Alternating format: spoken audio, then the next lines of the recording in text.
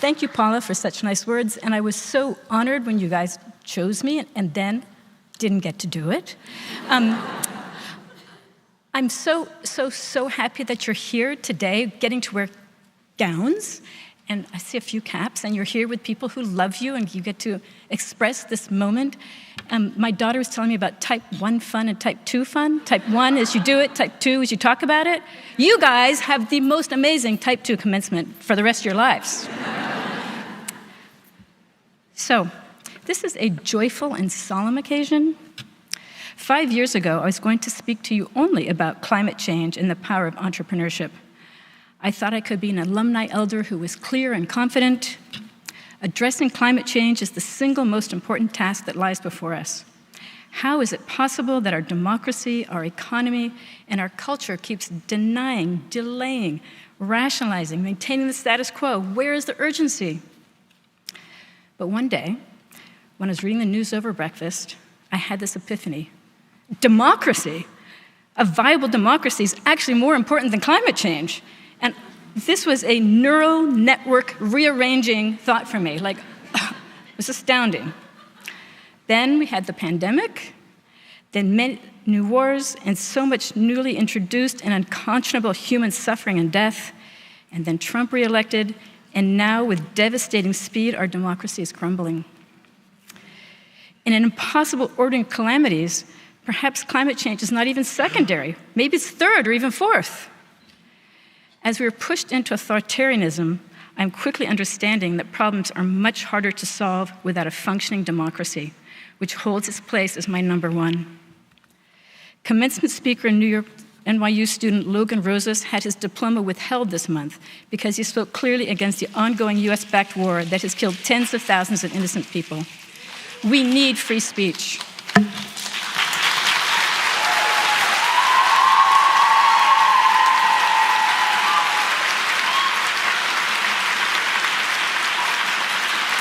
You guys are making me cry.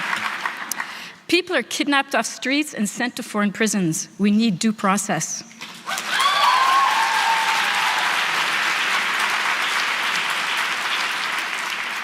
For colleges and universities, awarded research grants are abruptly canceled and nonprofit status threatened.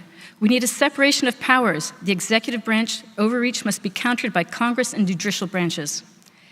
Yesterday,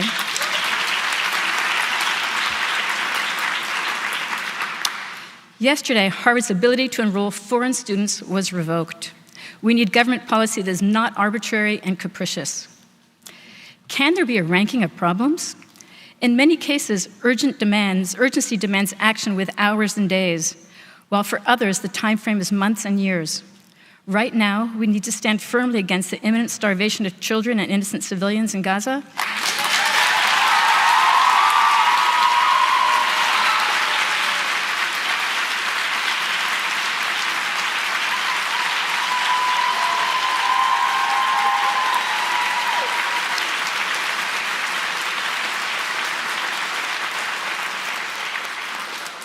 In the next breath, we need to resuscitate democracy.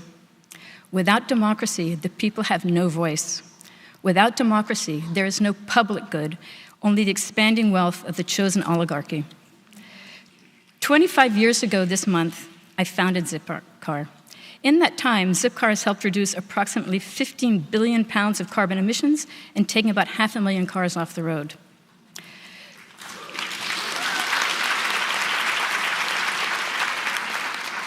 Five years ago, I was going to tell you about how the company has fundamentally transformed the way we move around cities. Zipcar's simple service, renting cars by the hour and by the day, changed how we conceive of innovation in transportation. Our success inspired entrepreneurs around the world to build for the needs of a multimodal lifestyle and changed how much parking cities require and how they divvy up space on our roads and at our curbs. I was going to tell you, back then, how I knew nothing about cars, and I was not an engineer, but I was a user of cars. We had 3 kids, and though I lived in the walkable city of Cambridge, we wanted a car sometimes. I had the deep belief in goodwill of people. Of course they would treat our Zipcars well, and I had a long-held respect for the skill and knowledge of others that would complement my own. No one in the world had done technology-enabled sharing among strangers at scale before. But with small amounts of money and a compelling vision, we tried, listened, learned, adapt, evolved. I'm an example of how a non-expert working in true partnership with a diverse team can affect change that has improved millions of lives. Today, the promise and processes of our democracy are being ignored. I am not an expert in constitutional law, nor an elected official, nor an experienced organizer. But I am a citizen, as are you from whichever country you come. I see young people leading in this moment with incredible courage and wisdom, and I join them. I have the optimism of lived experience to know that change happens when we bring diverse stakeholders together for a common benefit. As we've experienced over these last 5 years, the world has become an increasingly dynamic place, a disrupted climate stressing established ecosystems in nature, in nations, in neighborhoods. You are setting out on your lives in this changed and changing environment. Instead of fearing what might come, let us be challenged by it. Let us gather a sisterhood, diverse in our life skills and experiences, to deflect and direct this dynamism, aiming towards a world that is more sustainable, more just, and more joyful. Thank you.